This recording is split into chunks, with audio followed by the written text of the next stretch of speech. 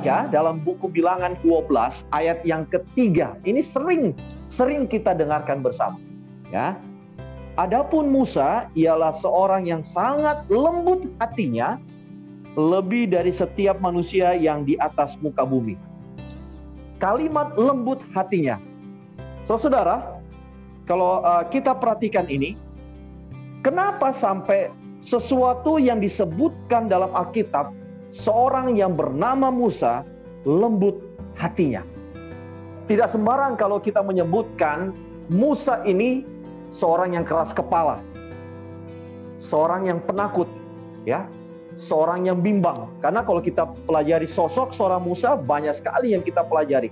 Bahkan khotbah-khotbah di mana saja banyak menceritakan tentang pengalaman Musa. Ada sisi baiknya, ada juga sisi buruknya.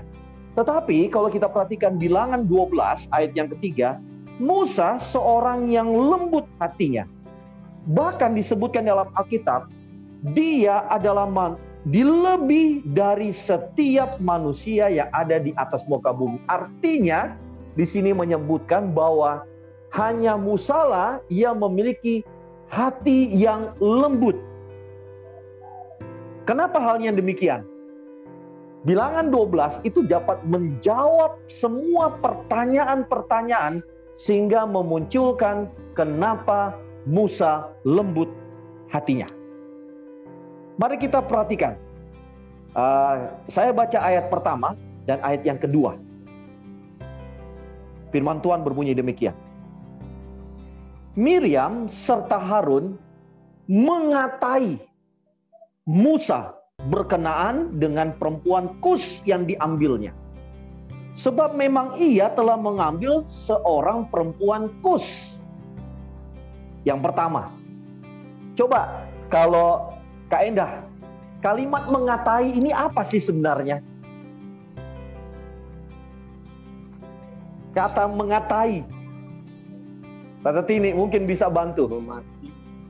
Memaki. Memaki. Kok atau ya? Terlalu keras itu. Mengatai ini adalah satu kalimat yang diucapkan tanpa diketahui oleh objek itu sendiri. Mengucap.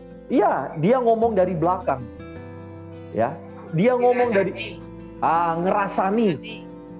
Ya, masalah pertama ngerasani adalah tentang pendampingnya Musa. Istrinya. Nah, istrinya, ya, seorang dari Kus. Ya, seorang dari Kus. Ini kalau kita pelajari ini luar biasa ini. Siapa ini Kus ini? Banyak kita bisa temukan di sana. Tetapi ini yang menjadi permasalahannya. Ini ada pelajaran untuk kita. Ya. Om, tante, saudara, rekan-rekan orang Buddha. Kita harus benar-benar menghargai pilihan seseorang. Kalau dia memang ambil dari siapa saja, kalau itu dia memilih untuk menjadi pendamping hidupnya, marilah kita menghargai pilihan. Nanti di bulan Desember, ya, di kota kami di Blitar, saya percaya juga di kota Surabaya juga ya, beberapa juga dari kita, ada pilkada secara serentak. Kita hargai pilihan mereka, dan saya percaya itu tidak agak mengganggu kita. Ya, kalimat yang pertama mengatai karena masalah faktor pilihan, di mana Musa memilih seorang perempuan dari Kus. Yang kedua, ini agak aneh juga. Kata mereka, ayat yang kedua, sungguhkah Tuhan berfirman dengan perantaran Musa saja? Bukankah dengan perantaran kita juga ia berfirman? Saudara, coba perhatikan ini. Kok Tuhan hanya berkata kepada Musa? Bukankah kepada saya juga bisa? Kepada kami.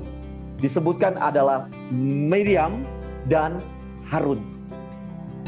Yang pertama harus kita pikirkan bahwa Musa, Tuhan sudah angkat dia sebagai pemimpin. Semua hal-hal yang Tuhan hendak sampaikan kepada bangsa Israel, Tuhan sampaikan kepada pemimpin, yaitu Musa. Lalu apa kaitannya dengan Miriam dan Musa? Miriam dengan Harun. Mereka secara keluarga, saudara, Harun adalah kakak. Miriam juga kakak, tetapi di dalam kepemimpinan Musa, dia seorang pemimpin. Saya lebih cenderung kepada bagian TNI. Ya, ayah saya pensiunan militer. Tapi ketika di lapangan bertemu dengan pangkat yang lebih tinggi tanpa melihat dia faktor usia, tapi karena pangkatnya lebih tinggi, ya, maka ayah saya akan memberikan hormatan demikian. Itu dalam jabatan. Tapi ketika nanti bertemu di rumah, bertemu di jalan, sudah tidak mengenakan pakaian secara resmi, maka orang yang pernah dihormati oleh ayah saya memanggil ayah saya Om, Pak, ya. Dan saya sering perhatikan demikian. Saya percaya juga, ya, di mana saja kita menyebutkan pimpinan organisasi kita, pimpinan pejabat kita, kita bekerja di perusahaan, kita selalu mengambil Pak. Pak itu adalah satu hormatan, penghormatan kepada jabatan, tapi juga menghormati karena faktor usia. Tapi mari kita lihat, ketika dua hal ini, Miriam dan Harun mengatai Musa berkaitan dengan pilihan daripada Musa, seorang pendamping, dan kedua, kenapa hanya Musa saja, bukan dengan kami? Di akhir ayat yang kedua, di situ disebutkan, dan kedengaranlah hal itu kepada Tuhan. Ya, kedengaranlah hal itu kepada Tuhan. Coba kita lihat sepanjang satu perikop di dalam pasal yang ke-12, Bilangan pasal 12. Adakah suara dari ucapan dari Musa untuk pembelaan diri? Saudara perhatikan aja dalam satu perikop. Tidak ada satupun dalam dia membela diri. Saya mau katakan, kenapa sampai Musa disebutkan orang yang sangat lembut hatinya? Yang pertama, ciri atau karakteristik orang yang lembut hatinya adalah dia berdiam. Ya. Musa berdiam meskipun dia memiliki hak untuk berbicara. Saudara perhatikan itu.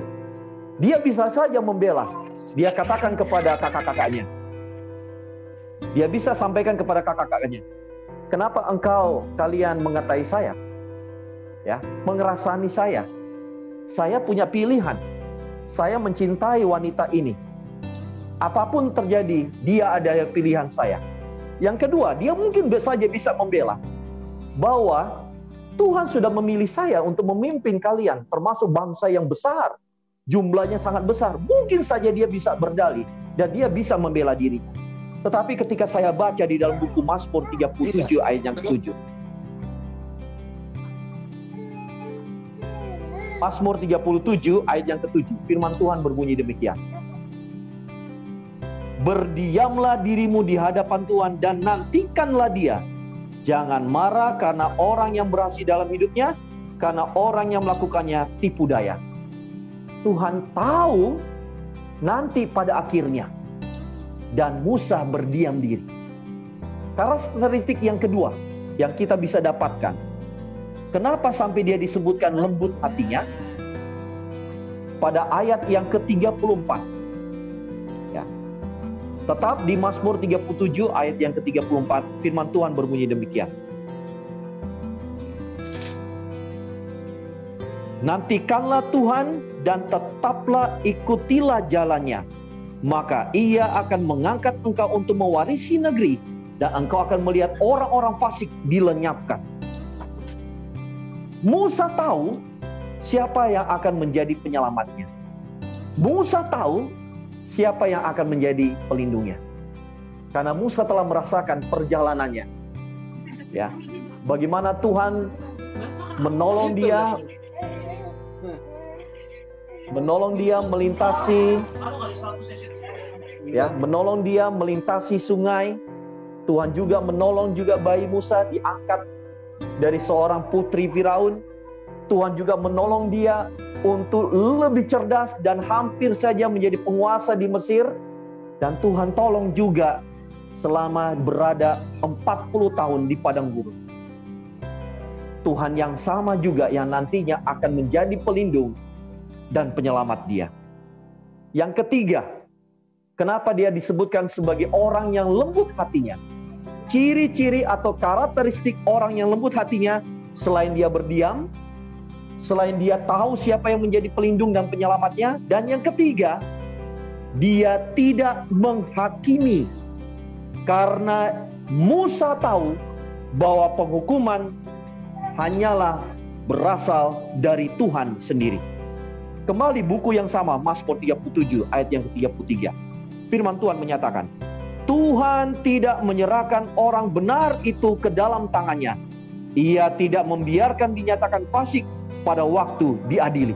Artinya, hanya tugas Tuhan saja yang akan menghakimi orang-orang yang menzalimi dia.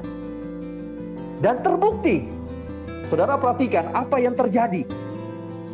Saudara lihat, perhatikan apa yang terjadi.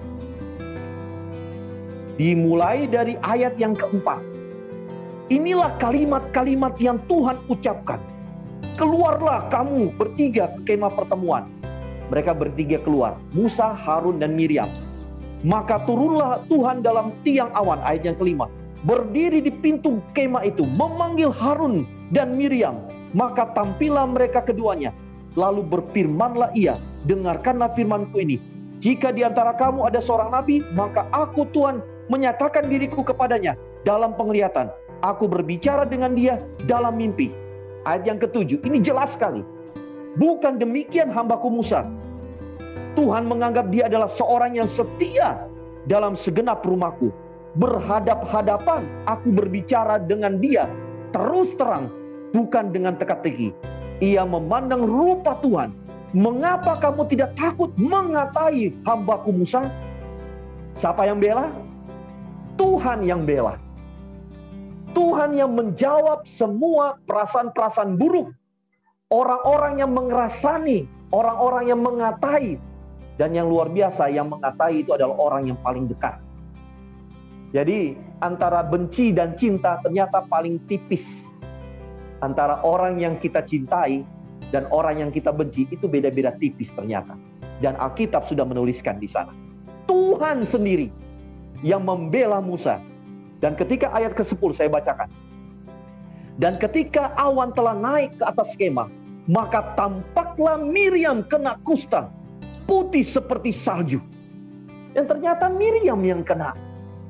Kalau saya baca relasinya dengan tulisan Roh Nubuat, ternyata Miriamlah yang menjadi penyebab pernyataan yang dikemukakan sehingga Miriam kena kusta. Saudara tahu kan apa artinya kusta? Yahudi kuno mengenal bahwa seseorang yang kena penyakit kusta oleh karena kutukan dari Tuhan. Lalu apa yang terjadi? Apa yang terjadi? Ayat 11, kata Harun kepada Musa, Tuanku, janganlah kiranya timpakan kepada kami dosa ini yang kami perbuat dalam kebodohan kami.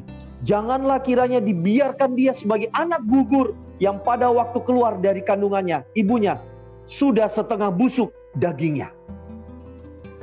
Saudara, om tante, rekan-rekan anak muda, ciri khas yang keempat. Ini yang luar biasa. Lupakan mungkin yang pertama, dia berdiam meskipun dia punya hak untuk bicara.